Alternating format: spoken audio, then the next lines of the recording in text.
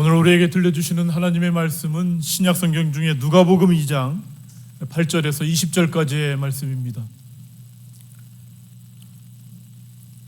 신약성경 누가복음 2장 8절에서 20절까지의 말씀입니다.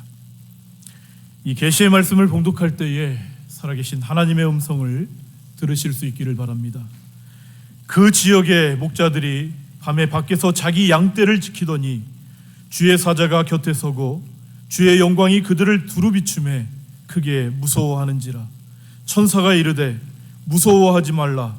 보라, 내가 온 백성에게 미칠 큰 기쁨의 좋은 소식을 너희에게 전하노라. 오늘 다윗의 동네에 너희를 위하여 구주가 나셨으니 곧 그리스도 주시니라. 너희가 가서 강보에 쌓여 구유에 뉘어 있는 아기를 보리니 이것이 너희에게 표적이니라 하더니 호련히 수많은 천군이 그 천사들과 함께 하나님을 찬송하여 이르되 지극히 높은 곳에서는 하나님께 영광이요 땅에서는 하나님이 기뻐하신 사람들 중에 평화로다 하니라. 천사들이 떠나 하늘로 올라가니 목자가 서로 말하되 이제 베들레헴으로 가서 주께서 우리에게 알리신 바 이 이루어진 일을 보자 하고 빨리 가서 마리아와 요셉과 구유에 누인 아기를 찾아서 보고 천사가 자기들에게 이 아기에 대하여 말한 것을 전하니 듣는 자가 다 목자들이 그들에게 말한 것들을 놀랍게 여기되 마리아는 이 모든 말을 마음에 새기어 생각하니라. 목자들은 자기들에게 이르던 바와 같이 듣고 본 그 모든 것으로 인하여 하나님께 영광을 돌리고 찬송하며 돌아가니라. 아멘.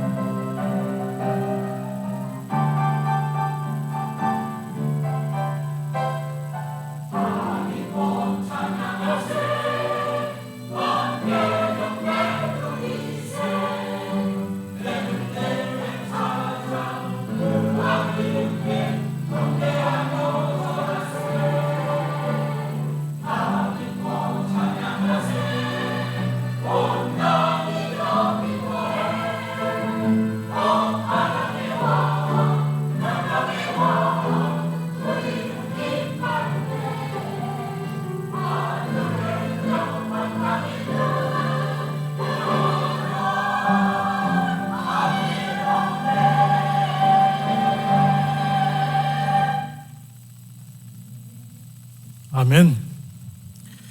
여러분들은 지금까지 살아오면서 삶 가운데에서 가장 기뻤던 것 꼽으라면 어떤 것 꼽겠습니까?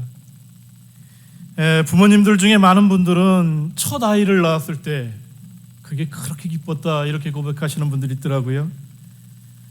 또 결혼을 했을 때, 첫 번째 집을 장만했을 때, 또 자녀들이 커서 결혼을 하고, 또 이게 또 가장 또 기쁜 것 중에 하나인데 손주들 봤을 때 참 기뻤다 그렇게 말씀하십니다. 우리 중에는 다행히 그런 분들이 계시지 않아서 참 다행이다 싶은데 복권에 당첨됐을 때는 되게 기뻤다 그렇게 하는 사람들도 있겠죠. 또 어떤 분들은요, 자녀들이 장성하여서도 믿음의 삶을 아름답게 살아가는 그것 때문에 참 마음이 기쁘다 그렇게 말씀하시기도 합니다. 여러분, 자녀들이 정말 믿음 안에서 삶을 살아가는 거 그것만큼 기쁜 게 어디 있겠어요? 부모들 입장에서. 사도 요한도 그런 얘기 하지 않습니까?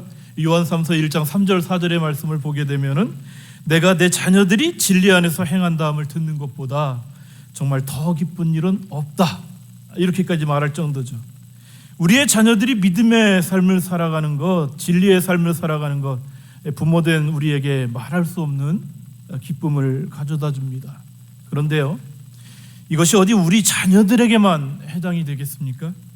당장 우리 한 사람 한 사람도 예수님을 믿는 삶을 통해서 경험한 말로 표현할 수 없는 그 기쁨, 그게 우리 안에 있는 것 아니겠어요? 말이 나온 김에 다시 한번 여러분 확인해 보기를 원하는데요, 오늘 우리는 이 땅을 살아갈 때 어떤 인생 가운데 있습니까? 우리는 지금 예수님을 만나고 또 예수님을 믿음으로 말미암아 구원함 받았어요. 하나님의 자녀가 되어서 이 땅을 살아갑니다. 그래서 우리는 이 땅 가운데서 삶을 살아가지만 영원한 하나님의 나라를 소망 중에 바라보면서 이 세상을 살아가는데요, 이게 우리에게 가장 큰 특별함 아니겠습니까? 그래서 우리는 이 세상을 살아가면서 어쩔 수 없이 당할 수밖에 없는 아픔, 괴로움, 고통 가운데에서도 세상은 알 수도 없고 세상은 줄 수도 없는 기쁨이 우리 가운데 충만한 삶, 그 삶을 우리가 살아가요. 아멘이세요? 여러분, 이 얼마나 우리의 삶이 귀한 삶이겠습니까? 오늘 말씀을 전하면서 이 놀라운 기쁨의 삶을 간증하신 분 이야기를 먼저 소개해 드리려고 해요. 꼭 1년 전에 새벽 예배를 통해서 소개해 드린 분인데요, 한국의 슈바이처라 불리셨던 장기려 박사라는 분이 계셨습니다. 평생을 가난하고 소외받는 사람들을 위해서 헌신의 삶을 사셨던 분이죠. 바보 의사라는 별칭도 갖고 있는 이 장기려 박사는요, 한국 전쟁 전에 그 남과 북이 나뉘어지기 이전에 북쪽에 있는 그 병원에서 정말 가장 유명한 의사 중에 한 분이셨습니다. 그러다가 전쟁 중에 평양의 한 대학병원에서 밤을 새워서 국군들을 이렇게 치료하던 중에 본인의 의사와는 전혀 상관없이 어쩌다가 국군 버스를 타고서는 남쪽으로 내려오게 됩니다. 그리고는 다시는 그 북쪽으로 가질 못하셨어요. 결국 고향으로 돌아가지 못한 채 평생을 북한 땅에 아내와 5 자녀를 그리워하면서 홀로 사셨죠. 이후에 가난과 질병으로 죽어가는 사람들을 위해서 부산에서 병원을 설립하셨습니다. 치료비가 없는 환자들, 자기가 병원 원장인데도 불구하고 그 병원의 직원들 몰래 뒷문을 열어가지고 도망치라고, 이러한 일화는 정말 유명한 일화 아니겠습니까? 이 장기려 박사는 수술 전에 항상 환자의 손을 꼭 붙잡고 하나님께 간절히 기도한 후에 수술도 했다, 이런 이야기도 전해집니다. 편안하고 여유롭게 살 수 있었음에도 불구하고요, 부산 복음병원 그 옥탑방에서 평생을 혼자 살면서 가난하고 소외되고 또 병든 이들의 친구로 삶을 사셨습니다.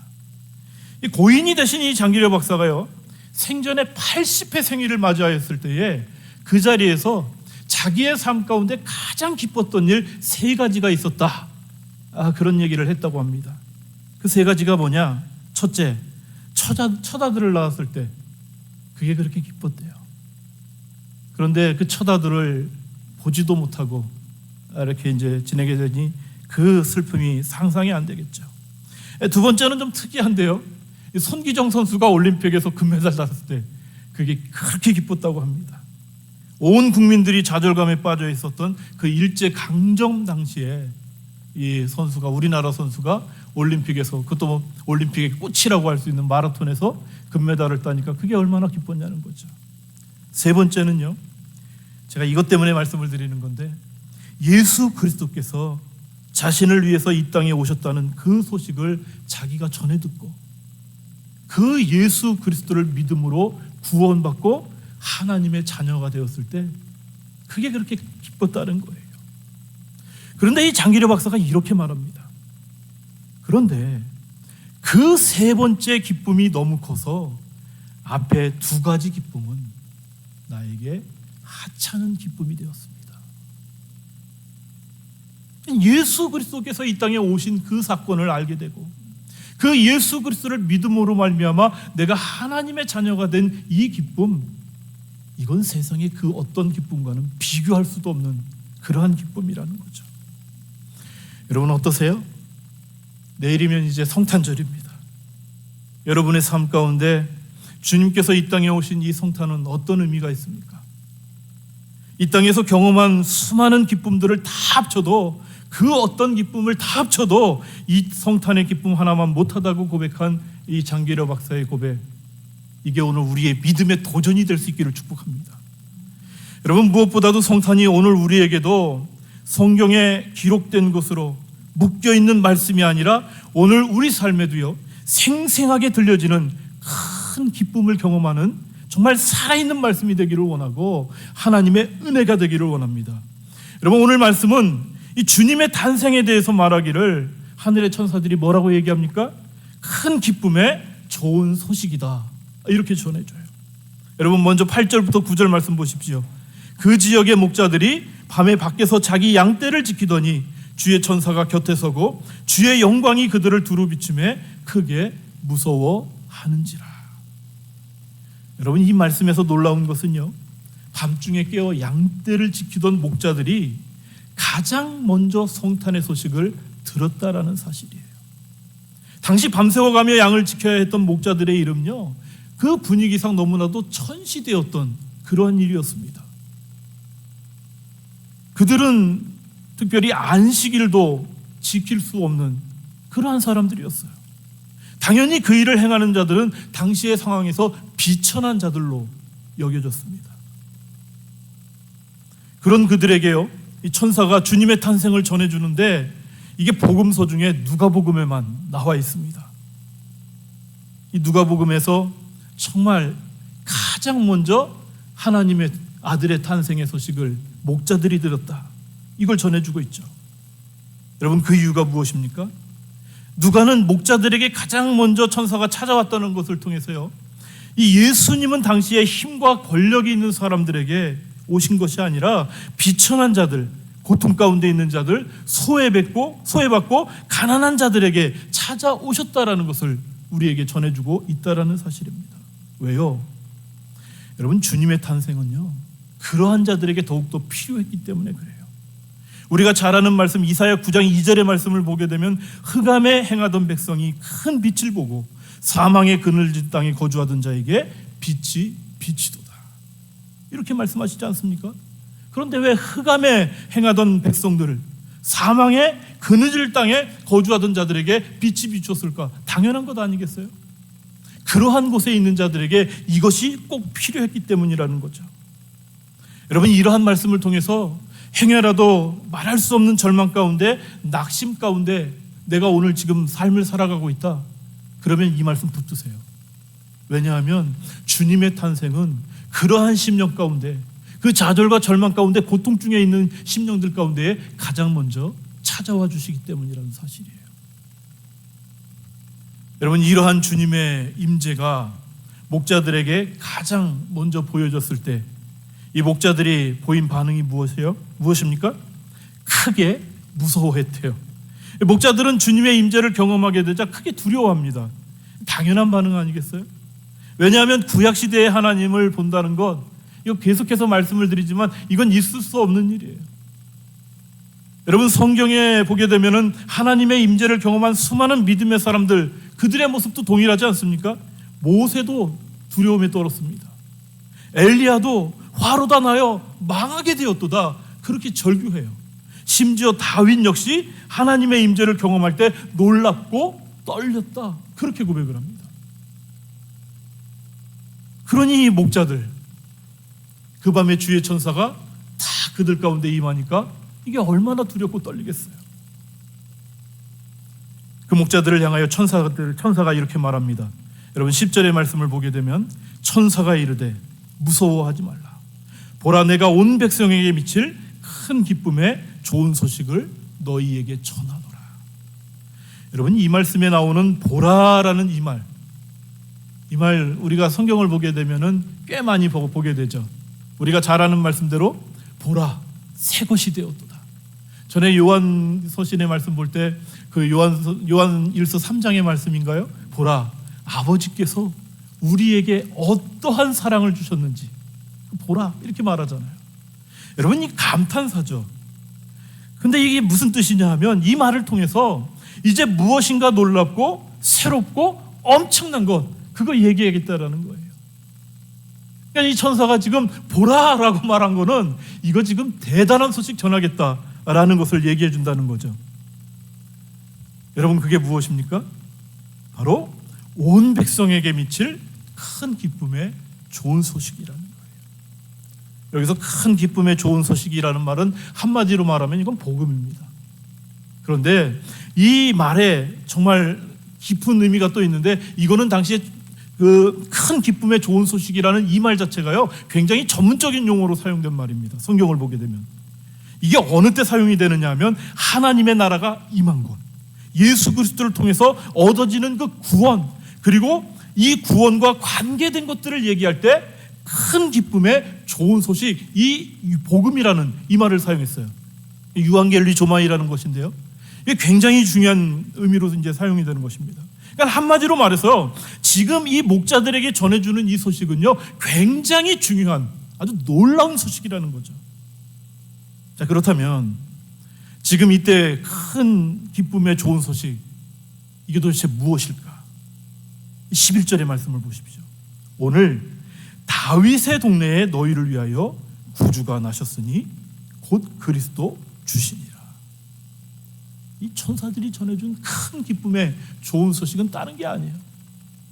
구주 예수 그리스도께서 탄생하셨다라는 거죠. 자, 그렇다면 왜 예수님의 탄생이 여기서 이 천사들을 통해서 큰 기쁨의 소식이다, 이렇게 전해집니까? 여러분, 말씀을 보게 되면은요, 예수님의 탄생이 큰 기쁨의 좋은 소식일 수 있는 이유가 몇 가지 나오죠. 첫 번째는요, 이게 모든 사람을 위한 탄생이기 때문에 그래요. 10절의 말씀을 다시 보게 되면 천사가 말하기를 온 백성에게 미칠 큰 기쁨의 좋은 소식이다, 이렇게 말해요. 그러니까 온 백성에게 미치는 거예요, 이게. 여러분, 예수님의 탄생은 특정 사람들만을 위한 그런 탄생이 아니라는 거죠. 지금까지 이스라엘 백성들은 자신들만 하나님께 구원받은 족속이다, 그런 선민 사상을 가지고 있었죠. 그래서 어제도 얘기했나요? 이 이방인들을 바라볼 때 이 당시에 이스라엘 사람들은요, 지옥의 땔감 정도로 우습게 여겼단 말이에요. 그런데 천사는 뭐라고 얘기합니까? 온 백성에게 미칠 큰 기쁨의 좋은 소식이다, 이렇게 전해줘요. 이것은 국경을 초월합니다. 이것은 시대를 초월합니다. 시간을 초월해요. 그래서 이 사건이요, 2000년 전에 일어났음에도 불구하고 오늘 이 시대를 살아가고 있는 우리에게도 큰 기쁨의 좋은 소식이 되는 거예요. 국경을 초월하고 시대를 초월하고 시간을 초월하기 때문에. 그리고 이 예수님의 탄생이 또 큰 기쁨의 좋은 소식인 이유 또 한 가지는요, 우리를 죄에서 구원해 주시는 그러한 탄생이기 때문에 그래요. 11절 말씀 다시 보십시오. 오늘 다윗의 동네에 너희를 위하여 구주가 나셨으니. 여러분, 주님의 탄생은, 구주 탄생은 우리를 구원하시기 위함이라는 거예요. 당시 사람들은요, 로마 황제 가이사 아구스도가 정말 전쟁을 종식시키고 그 시대 가운데 평화를 가져온다. 그래서 이 그리스도는요, 구주는 누구냐? 예수님 아니었습니다. 이 로마 시대에 가이사 아구스도가 그가 바로 우리의 구주고 그가 바로 우리의 그리스도다라는 사실을 그들은 그렇게 인식을 하고 있었어요.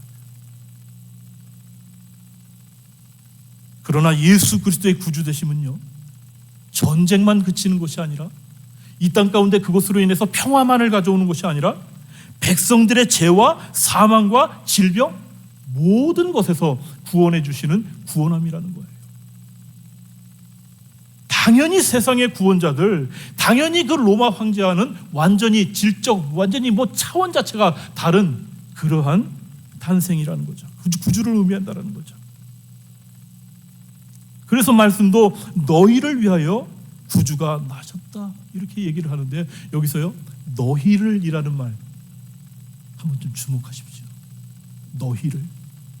지금 이 너희를 할 때 이 목자들 입장에서는 이게 누굽니까?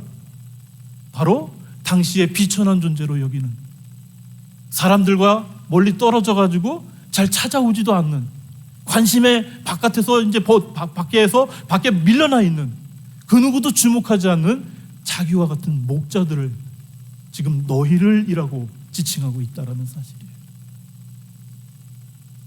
이 말씀이 우리 가운데에도 들려지게 되면은요, 정말 우리 주님의 탄생은 우리는 뭉뚱그려서 그냥 온 우주, 온 사람들 하니까는 나는 별로 해당이 되는 것 같지가 않아 보인단 말이에요. 그런데 천사가 전해준 이 좋은 소식은 너희를 위해서 구주가 나셨다는 거예요. 오늘 나를 위해서, 아무도 주목하지 않을 것만 같은 우리 한 사람 한 사람을 위해서 구주가 나셨다, 그렇게 말씀하고 있죠. 예수님의 탄생이 또 가장 큰 기쁨 소식인 이유가 무엇입니까? 우리가 너무나도 잘 알고 있는 말씀이 있죠. 임마누엘. 우리 주님의 이 땅에 오신 이 놀라운 일은 임마누엘의 탄생이기 때문에, 하나님이 여러분 인간의 몸으로 태어나셔서 우리와 함께 하신다. 이건 있을 수 없는 말이죠. 아니, 있어서는 안 되는 말이었습니다. 그런데 우리를 일방적으로 사랑하시는 하나님께서 우리 가운데 친히 오셔서 함께 해주신대요. 그동안 저 멀리 인간의 힘으로는 결코 범접할 수 없는 그 높은 곳에 계신 하나님, 너무나도 거룩하셔서 우리가 도무지 나아갈 수조차 없는 그런 하나님이 친히 우리 가운데 오셨다라는 사실이에요. 임마누엘이라는 이 말은요, 우리는 너무나도 쉽게 얘기하지만 당시에는 이건 입에 담기조차 힘든 너무나도 충격적인 용어였어요. 어떻게 전능하시며 전지하시며 거룩하시며 이 땅의 창조주이신 하나님께서 우리와 같은 죄인과 함께 하실 수 있을까? 무엇보다 임마누엘 하나님은 언제나 우리 곁에 계신다는 사실, 이건 정말 충격이죠.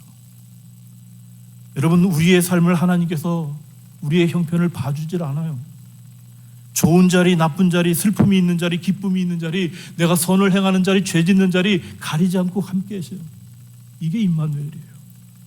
그래서 바울은 디모데후서 4장 17절의 말씀을 통해서 이렇게 고백합니다. 주께서 내 곁에 서서 나를 강건케 하시면. 그런데 여기서 주께서 내 곁에 서시다라는 이 말이 어떤 뜻인지 아십니까? 아예 자리를 내 옆에 잡겠다라는 거예요. 이 자리가 원래부터 내 자리야, 우리 옆에 계시겠다라는 거예요. 그래서 바울이 무슨 고백을 합니까? 나중에 정말 나로 말미암아 전도의 말씀이 온전히 전파되어 이방인으로 듣게 하려 하심이니, 잘 들어보십시오, 내가 사자의 입에서 건주었느니라. 내 옆에 자리를 잡고 계신 그 하나님, 정말 임마누엘 하나님께서 사자의 그 위협 앞에서도 나를 건지시는 하나님으로 늘 함께 하신다라는 사실이에요. 여러분, 모든 사람을 구원하시기 위해서 또 임마누엘로 오신 주님의 성탄이 얼마나 큰 기쁨의 좋은 소식이었는지 오늘 말씀을 보게 되면은요, 하늘의 수많은 천군 천사들이 하나님을 찬양했대요. 14절 말씀입니다. 여러분, 우리 14절 말씀은 같이 읽어주시겠습니까? 지극히 시작.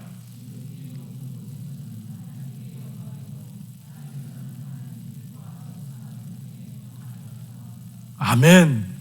여러분, 이거 너무나도 잘 아는 말씀 아닙니까? 지극히 높은 곳에서는 하나님께 영광이요, 땅에서는 하나님이 기뻐하신 사람들 중에 평화로다. 여러분, 그런데요, 천군 천사들의 이 찬양의 고백을 읽을 때마다 저는 마음이 저릴 정도로 감동이 돼요. 왠지 아십니까? 지금 성육시 끝나신 사건은요, 주님 입장에서는 가장 낮고 천한 곳에 오신 사건이에요. 그런데 천군 천사들이 이 일 자체가 뭐래요? 하나님께는 영광이라는 거예요. 여러분, 이게 어떻게 영광이에요? 높고 높은 하늘 보좌를 버리고 낮고 천한 이 땅에 인간의 몸을, 죄인된 그 추한 인간의 몸을 입고 오시는데, 물론 죄 없으신 인간으로 오시지만 정말 그렇게 추하기 짝이 없는 인간의 모습으로 오시는데, 이게 어떻게 하나님께는 영광이에요? 그런데 우리를 위해서 일하시는 하나님께서 그 일을 영광으로 알고 계신다는 거예요. 그러니까 천군 천사들은 이 사실을 아니까 이게 정말 하나님께 영광이다라는 거예요. 우리는 아무리 우리의 생각을 다 동원한다 할지라도, 우리의 지적인 능력, 이성적인 판단 다 동원해가지고 이게 어떻게 하나님의 영광인가 아무리 계산해 보십시오. 답이 나오는가? 안 나와요. 그런데 가장 낮고 천한 곳으로 내려오시는 그 사건이 하나님께는 가장 큰 영광이래요. 마음이 저려요, 이런 얘기를 들을 때마다. 그리고 소망 없는 우리를 하나님께서 이미 어떻게 생각하십니까? 하나님이 기뻐하신 사람들 중에 평화래요. 하나님이 기뻐하셨대요. 여러분, 이 말은 여러 가지로 번역이 되더라고요. 하나님의 은혜를 입은 사람들, 그의 은혜가 임하는 사람들, 주님께서 좋아하시는 사람들, 그가 사랑하는 사람들, 다양하게 번역이 돼요. 여러분, 번역이 어떤 게 정확하든 중요한 것은요, 은혜 받을 만한 이유가 없고 가치도 없는 우리인데도 불구하고 하나님께서 우리를 기뻐하신다는 사실이에요. 하나님께서 처음부터 우리를 그렇게 보시고 계신다는 사실이에요. 여러분, 이러니 성탄이 얼마나 큰 기쁨이며 좋은 소식이겠습니까? 여러분, 이 좋은 소식을 전해 들었을 때 이제 어떻게 반응해야 되겠어요? 15절 16절의 말씀을 보게 되면 목자들이 반응을 이렇게 합니다. 천사들이 떠나 하늘로 올라가니 목자가 서로 말하되, 이제 베들레헴으로 가서 주께서 우리에게 알리신 바 이루어진 이 일을 보자 하고, 빨리 가서 마리아와 요셉과 구유에 누인 아기를 찾아서 보고 천사가 자기들에게 이 아기에 대하여 말한 것을 전했다. 이렇게 말해요. 목자들은 천군 천사가 떠나자마자 베들레헴으로 가서 주께서 알리신 바 이 이루어진 일을 보자, 이렇게 말합니다. 자, 그런데 여기서 이 이루어진 일, 이게 어떤 표현이냐면요, 여러분, 지난 시간에 그 말씀드렸던 그거 기억나십니까? 그 마리아가 주의 말씀대로 이루어진다라고 표현할 때 그 말씀은 어떤 말씀이라고 제가 말씀을 드렸습니까? 생생하게 살아서 지금 들려지는 말씀이라고 그랬잖아요. 근데 여기서도 이 말이 동일한 의미예요. 이 이루어진 일, 그게 지금 막연한 일이 아니라 지금 생생하게 내 귓전에 울려지는, 하나님의 들려주시는 그 말씀이라는 거죠. 그 일을 보자라는 거예요. 그래서 이 목자들이 어떻게 반응합니까? 빨리 가요, 빨리 가.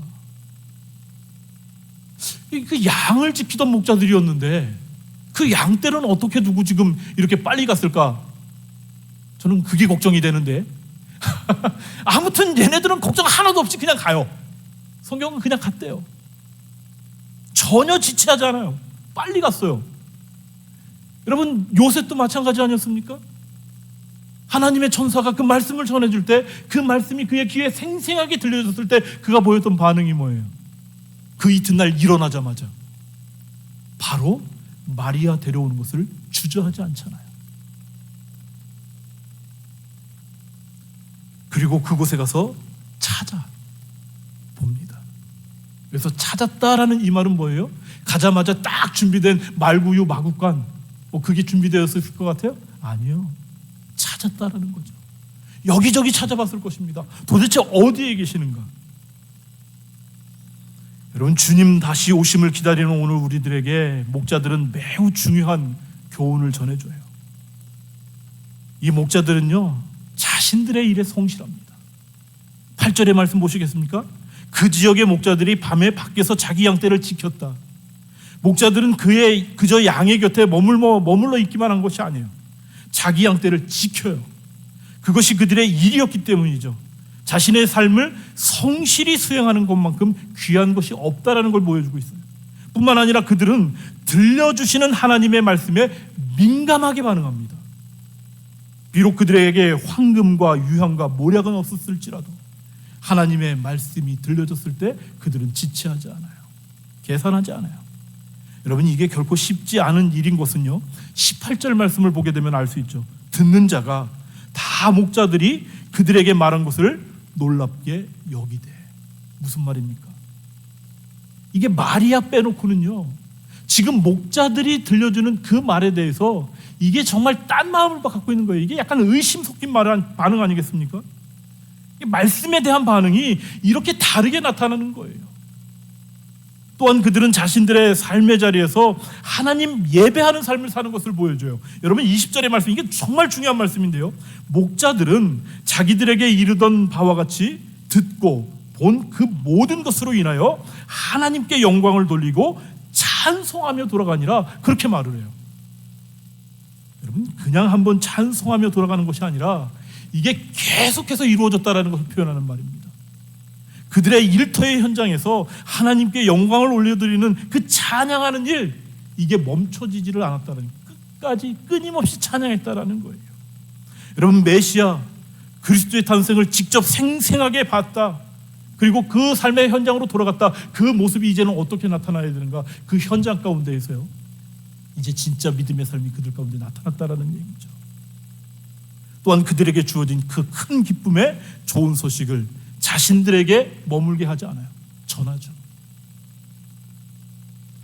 여러분, 오늘 우리는 주님 다시 오심을 기다리는 삶의 현장에 있습니다. 주님을 기다리면서 여러분, 어떻게 기다려야 되겠습니까? 계속해서 보여주고 있는 이 사람들의 모습에 특이점도 있고요, 공통점도 있습니다. 그동안 봤던 요셉이라든가 마리아라든가 지금 오늘 보게 된 이 목자라든가 공통점도 있고요, 특이점도 있죠. 이러한 말씀들이 우리 가운데 좀 도전이 될 수 있었으면 좋겠어요. 여러분, 오늘 나에게 주어진 삶에 대해서 신실한 삶, 성실한 삶, 우리에게 말씀이 도전하고 있습니다. 뿐만 아니라 말씀에 정말 이 사람들은 동일하게 민감하게 반응했다라는 사실이에요. 물론 그들에게 들려준 하나님의 말씀은 너무나도 생생하게 들려지는 말씀이었죠. 그런데 여러분, 기억해야 될 게 있어요.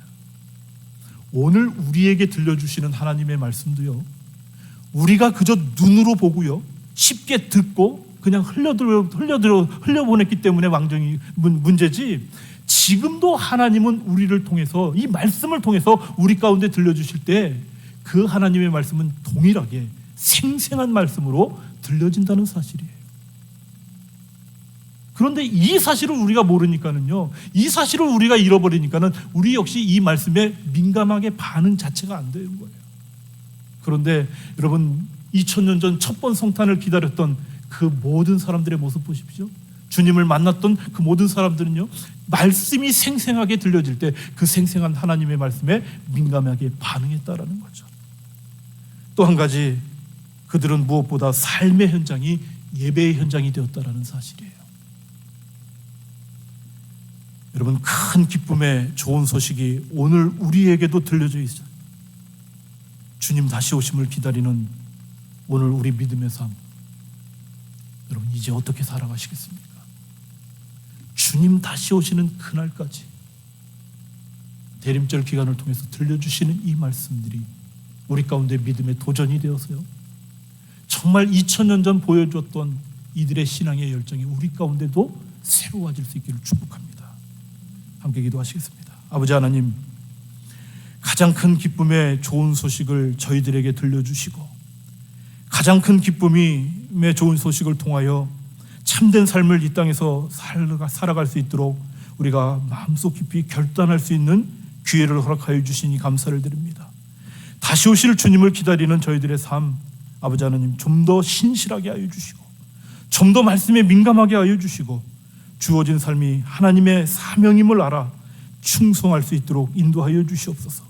내 삶의 자리에서 하나님께 영광 올려드리고 그 삶의 자리에서 예배의 삶이 나타나게 하여 주시옵소서. 또한 저희들을 통하여 이 큰 기쁨의 좋은 소식이 이 땅의 사람들에게도 증거가 되게 하여 주시옵소서. 예수님의 이름으로 기도하옵나이다. 아멘.